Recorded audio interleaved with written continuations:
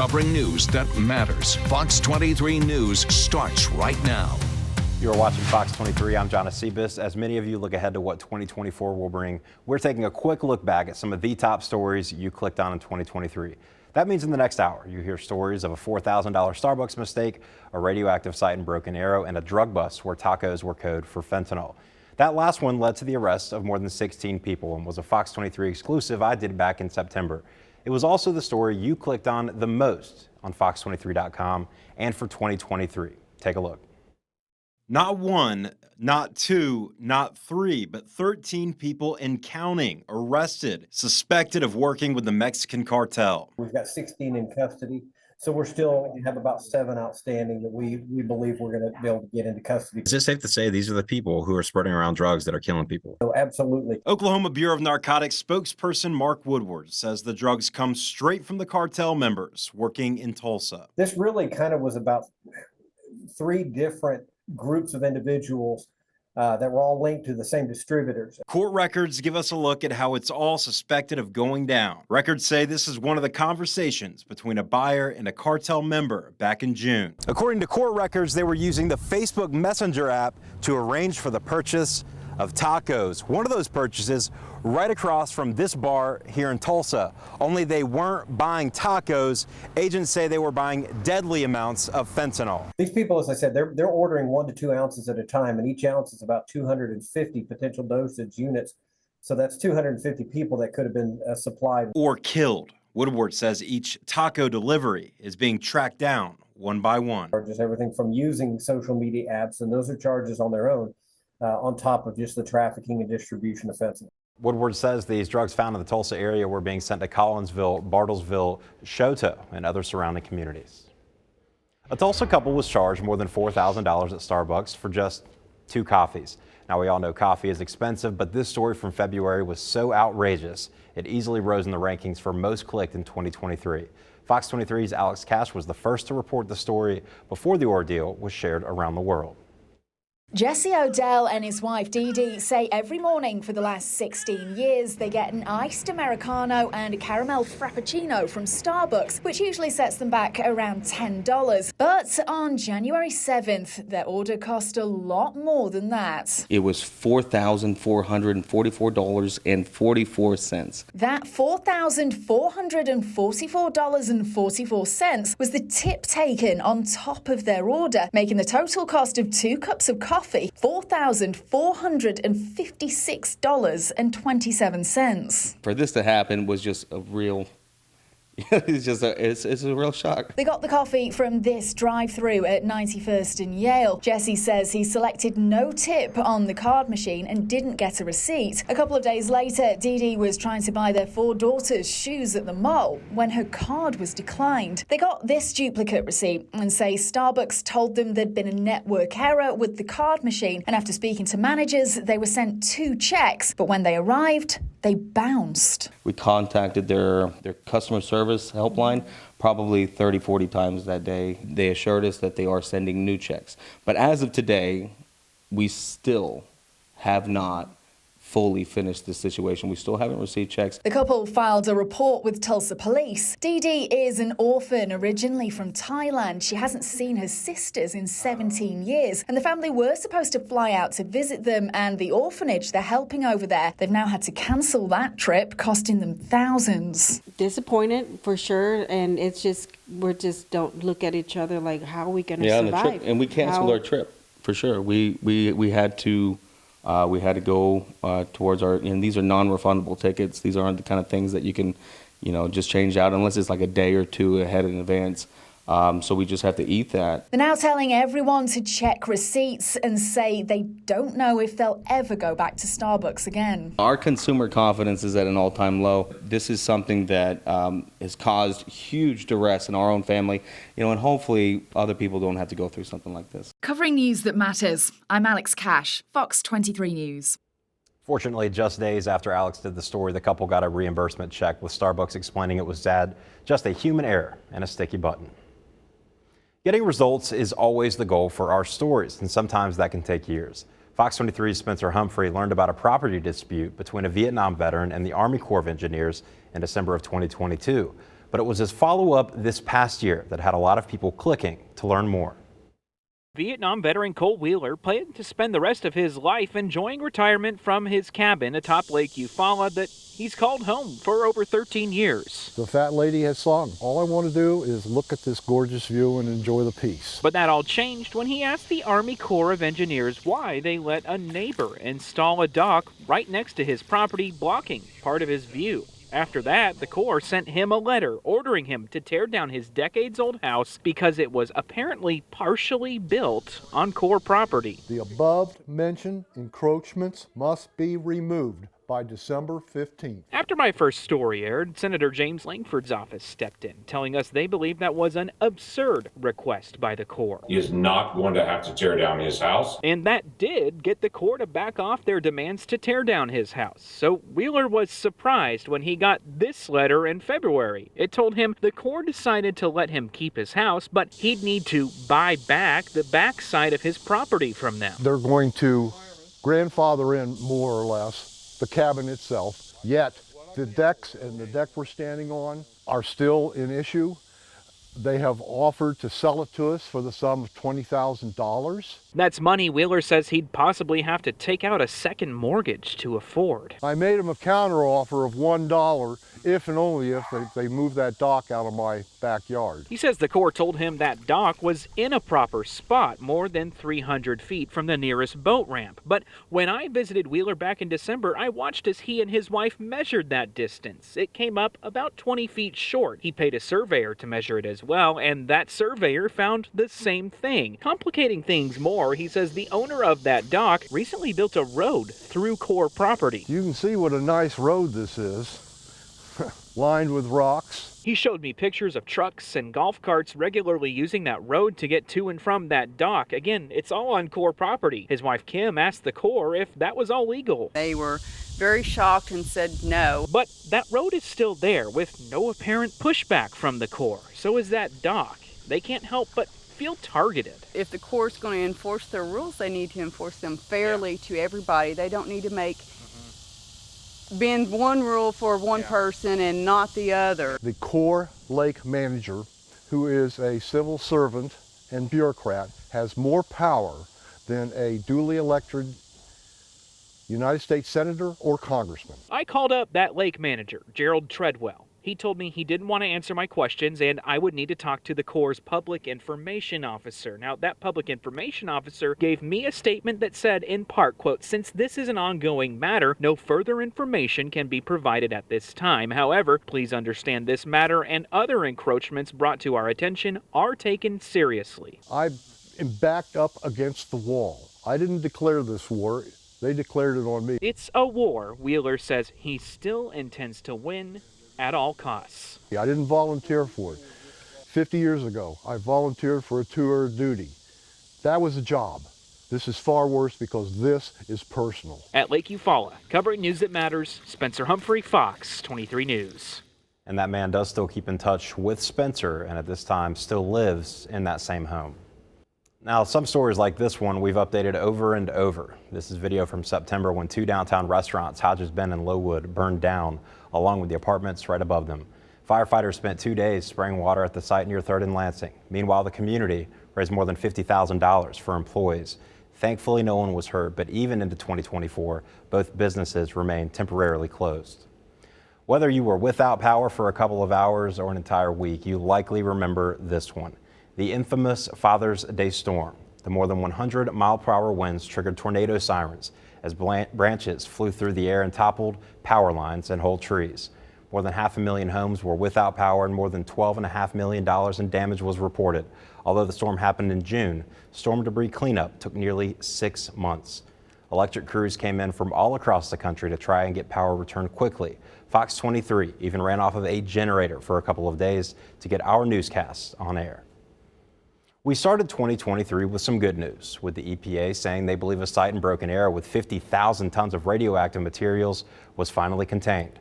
I spoke with a geologist who broke down the test results people have been waiting for nearly 4 years.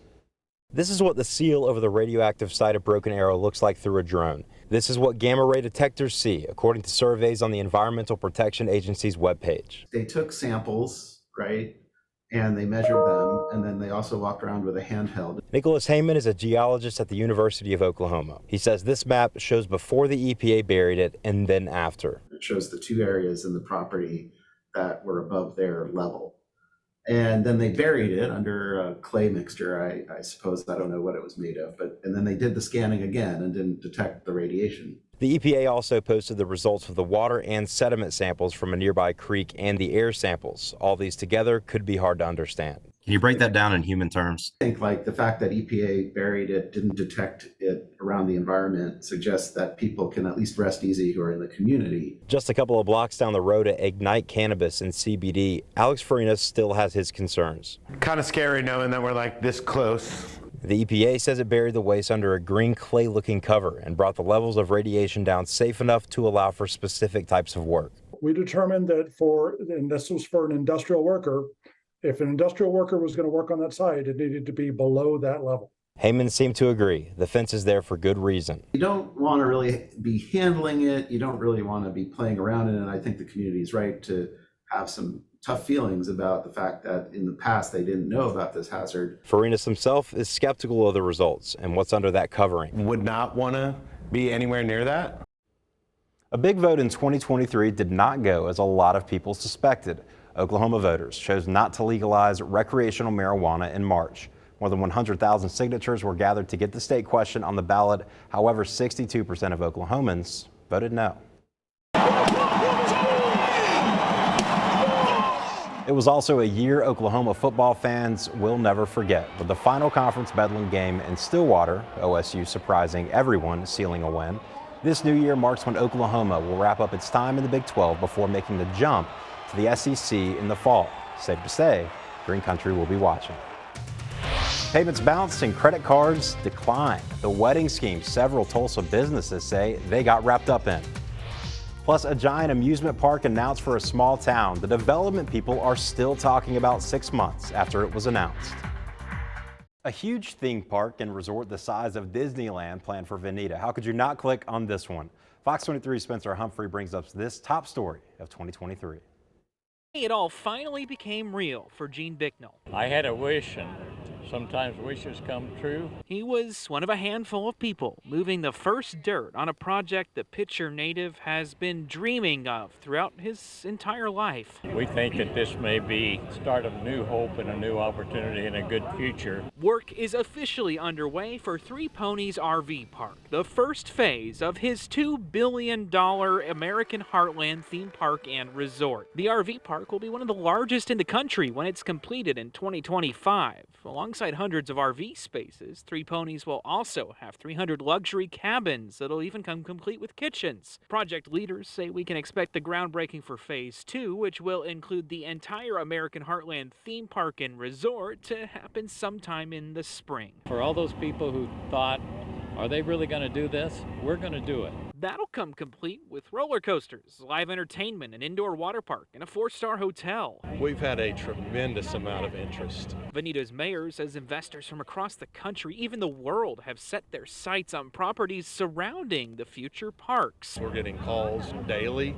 about, I want to bring a hotel, I want to bring a motel, I want to bring in a new restaurant. Project leaders say the biggest hurdle left for the project? Bringing infrastructure to support the development. We are working with the state with their existing programs for development. For now, it's a major step toward a dream many thought could never come true. Well, I feel that today is a blessing. In Veneta, covering news that matters, Spencer Humphrey, Fox 23 News. This park still won't become a reality this year. It is expected to officially open in 2025.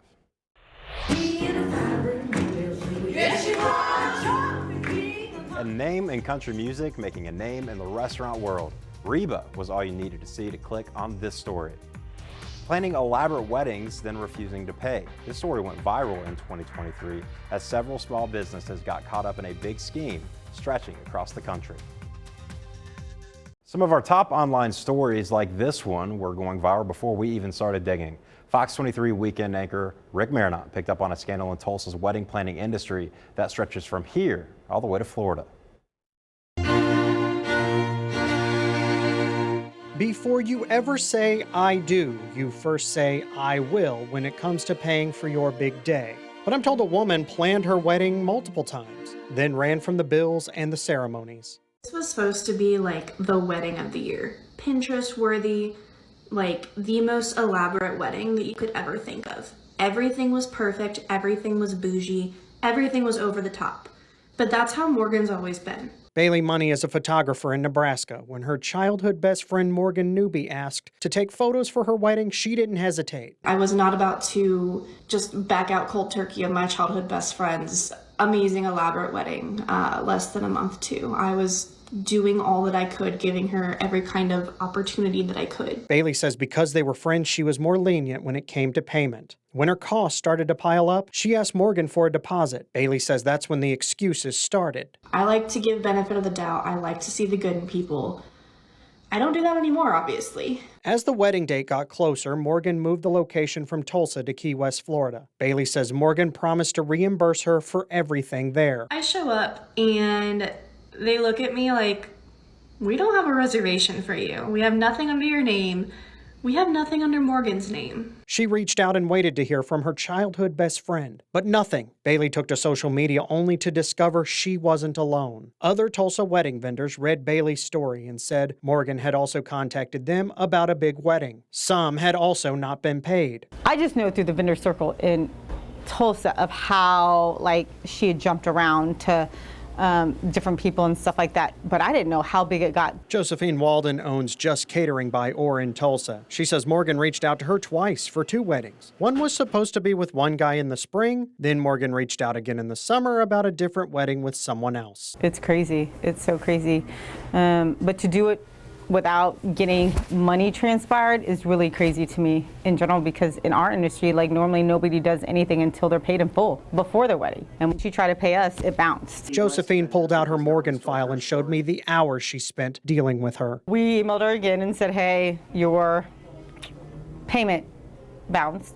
So she said her mom was going to pay it, and then she still kept going to get an astronomical quote for 80 people, and was like, I'll pay for it, whatever. I'm like, yeah, I don't think this is really going to happen. And then it was like crickets. Across town at Silk Aesthetic lash artist Stephanie Worley says Morgan gave what she thought was a credit card for a deposit. When Morgan failed to show up, Stephanie charged the card a cancellation fee, and it was declined. If I were to have booked other clients in that time frame, I would have made more money off of them.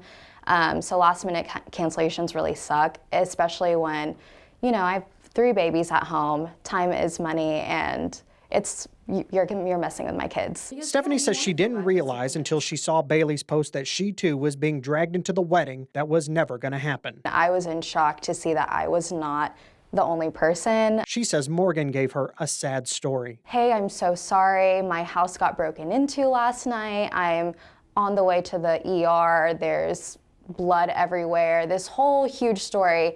It was like, how can I not believe it? Multiple business owners tell me they helped Morgan plan a wedding that would be the talk of Tulsa. Some said they received hot checks from her. One told me after multiple bounced checks, her business now faces hundreds of dollars in bank fees. So by now you're probably wondering, why hasn't anyone called the police? I'm told it's really not a crime to waste anyone's time, but when it comes to the bounced checks and the declined cards and the overdue bills, it's a civil matter for the most part, but also phone numbers have been disconnected. Social media was deactivated. Emails have either not been returned or have bounced back, and in some cases, some people didn't even get Morgan's address.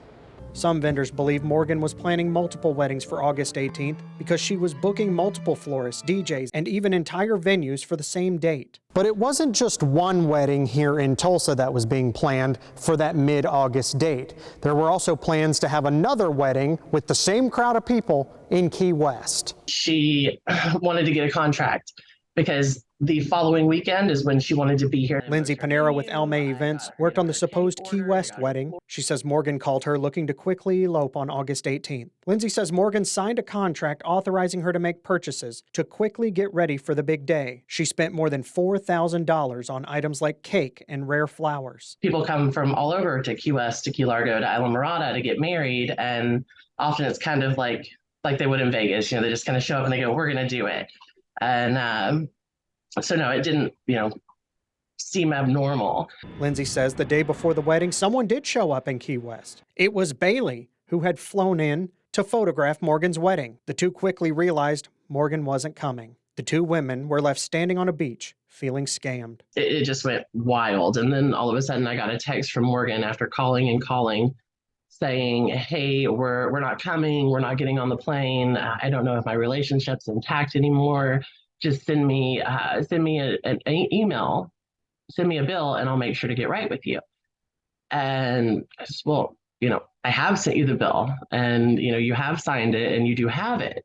And then she just completely ghosted me. I tracked Morgan to her parents' house in Oklahoma City. I'm looking for Morgan Newby. Does she live here by any chance? She's not here. I left a note. The next day, Morgan called and agreed to a phone interview. She postponed the interview multiple times. First, she said she needed to speak to her attorney. Then she told me she didn't know who she owed money to. And she also said her child was sick. After initially talking to her for more than a week, she stopped talking to me as well. Out of all of the vendors that we've spoken with, only one has successfully been able to sue and get a judgment against Morgan. They didn't want to go on camera. They tell me they don't believe they will ever see the money that they are entitled to, and they just want to move on with life. Lindsay tells me she too is in the process of going to small claims court, and vendors in St. Louis have now come forward saying they too were hired for a wedding that never was in 2022. But in the end, someone did get married. As they stood on the beach, flowers, cake, and camera ready, Lindsay posted online she was giving away a wedding for free to anyone who could make it in time. And the wedding planned for Morgan went to another couple on August 18th. Here's Bailey's pictures of them on their own big day. They got all the photos and all the flowers. And luckily, we had made a reservation for Morgan at Chalbella the salon. So when she didn't show up for that appointment, my new bride Jade had hair and makeup to be done. There was an opening for her. It was like they just walked into what they deserved. Zach Bryan beating out George Strait, the record the Oologah native already broke, and how he could top it in this new year.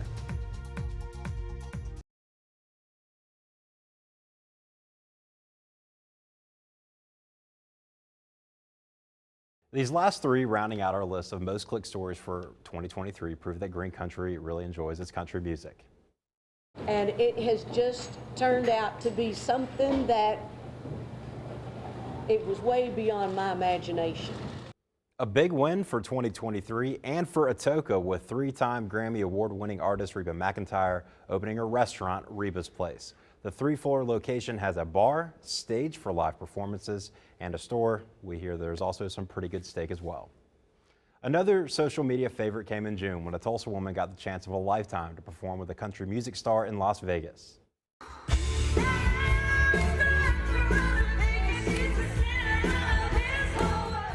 That is Tulsa native J.C. Rattle in white, with Oklahoma's own Carrie Underwood there on the left.